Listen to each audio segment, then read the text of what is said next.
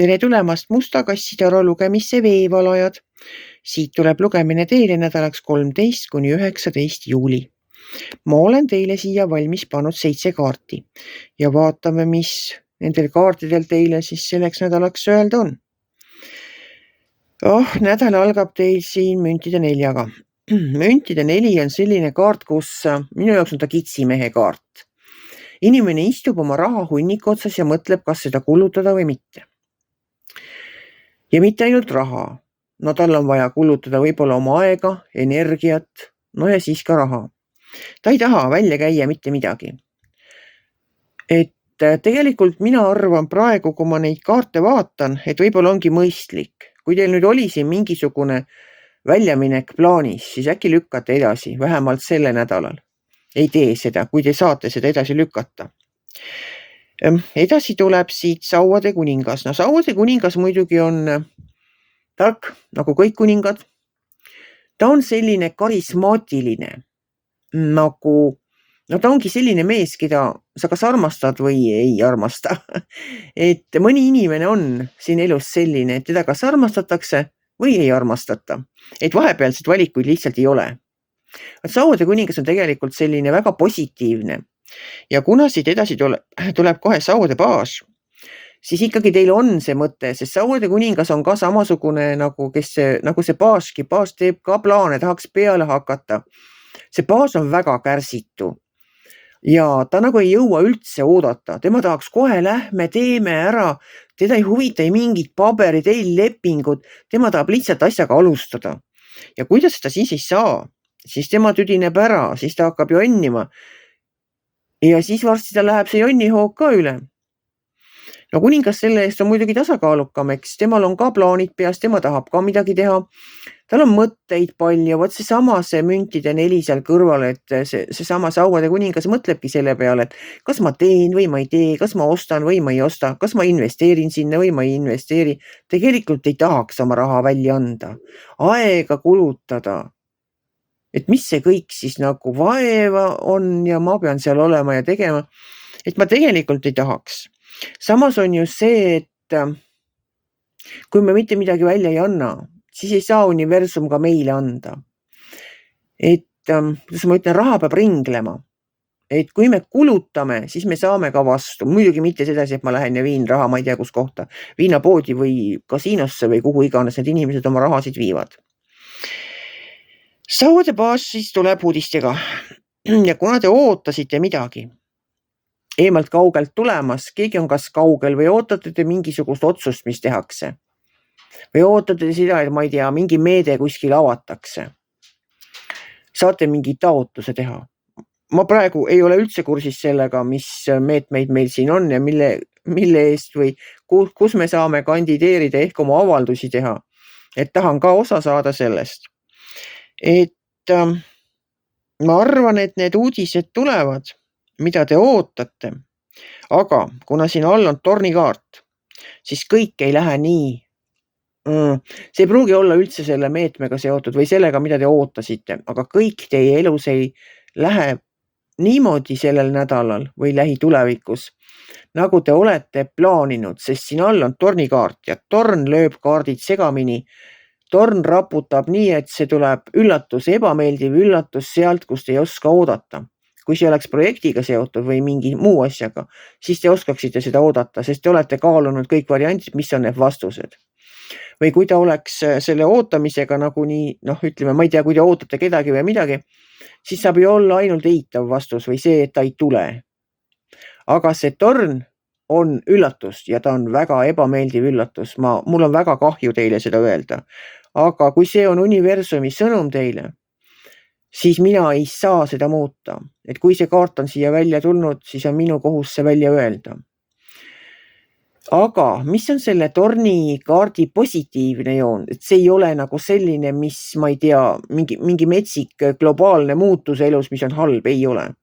Isegi kui see alguses tundub nagu täitsa võimatu ja võib-olla isegi vahetevahel õudne, siis tegelikult, kui see torni langemise tolm vaibub, siis te näete selgemalt See võib olla näiteks tüli, tühjast tulnud suur tüli. No ikka päris tüli moodi tüli kohe, mitte mingisugune nipsat-näpsat kellelegi seal nähvamine. Aga kui see tolm vaibub, torn on maas, tolm vaibub, siis see tüli laheneb ära iseenesest ilma mingite tagajärgedeta. Võib-olla tagajärjed on ainult need, et need, kes tülitsevad, saavad oma suu puhtaks rääkida või välja karjuda või kuidas see tülitsemine kellelgi käib. Et kui see siis nagu kõik on ära lahendatud ja inimesed lähevad edasi, ja seda tüli mäletatakse, aga see nagu ei riku mitte kuidagi ei suhteid ega elu. Et see on nagu, ma ei tea, miks selline raputus elus tuleb, vahest tuleb mõni selline asi, et tuleb lihtsalt läbi kõndida sellest ja pärast peaks minema paremaks. Ka suhted peaksid paremaks minema, kõik muu, mis selle torniga seal juhtunud on. See peaks lõppkokkuvõttes tegelikult paremaks minema. Et nagu see torn on langenud, koristate need russud ära ja saate hakata ehitama ülesse midagi palju suuremat ja palju ilusamat. Oli see siis mis iganes. Las ta raputab. Et sellel ei ole nii suuri globaalseid tagajärgi, et ta oleks nagu mingi katastroof. Ei, ta ei ole. Ta lihtsalt ongi, no ma ei tea, mis see võib olla. See võib olla tüli. Minul näiteks juhtus koeraga suur õnnetus. Ei olnud üldse tore. Oli kallis ja mitte tore, aga näed, koer on terve ja pole häda enam midagi. Et võib-olla õppisime mõlemad sellest kogemusest. Nii, kaua selle torni ümber siin ikka keerutada, läheme edasi. Siin on teid karikate kuningas välja tulnud. Juba see näitab seda, et teil on karikate kuningas ja siis on teil see keisrinna siin viimase kaardina. Need on mõlemad üdini positiivsed kaardid. Kui karikate kuningal sellest torni raputamisest mulle tundub, et see karikate kuningas ei lase ennast väga segada. Et tema on nii rahulik, ta on tohutult rahulik, ta on nii kannatlik. Ta on nii kannatlik, ta õpetab, kui ta kedagi õpetab, siis ta võib seletada, ma ei tea, 10 korda, 20 korda. Ikka ei saa aru, aga ta ei lähe sellest absoluutselt endast välja. Tema seletab rahulikult uuesti ja veel kord uuesti. Et vot selline hästi rahulik inimene, kelle poole võib alati pöörduda, tema kuulab ära, aitab, kui saab. Kui ei saa, jagab soovitusi, kus kohast nõu küsida. Ja viimase kaardina on teil siin see keisrinna, vaat tema minu jaoks on nagu tingimusteta armastus. Tema on maaema, tema on see, kes hoolitseb selle eest, et elu võiks jätkuda. Ta teeb absoluutselt kõike, nagu ta armastab kõike ja kõiki, ta armastab loomi, linde, inimesi. Ta tõesti läheb appi, kui ta näeb, et keegi on hädas. No ta tuleb seda nagu mitte midagi vastu tahtmata, lihtsalt puhtast armastusest. Et ma ei tea, ma tõesti ei tea, kas selliseid inimesi päriselt olemas on. Ma loodan, et on, et vähemalt mõned ikka kuskil Eestis ka on. Sellised, kes nagu viimased püksid võivad jalast ära anda, kui teistel ei ole. Et muidugi ega siis hulluks saa minna, et nüüd jagan oma vara laiali ja pärast elan ise telgis. Aga tal on seda tarkust ja tal on nagu seda hingesoojust ja seda südamlikkust ja osavõtlikkust, et minu meelest on need kõik väga head nagu omadused, samas ei tohi nendega ka üle pingutada. Et selline endast pidevalt andmine võib enda tassi täitsa tühjaks jätta, et lõpuks oletegi nii väsinud ja läbi põlenud teiste aitamisest.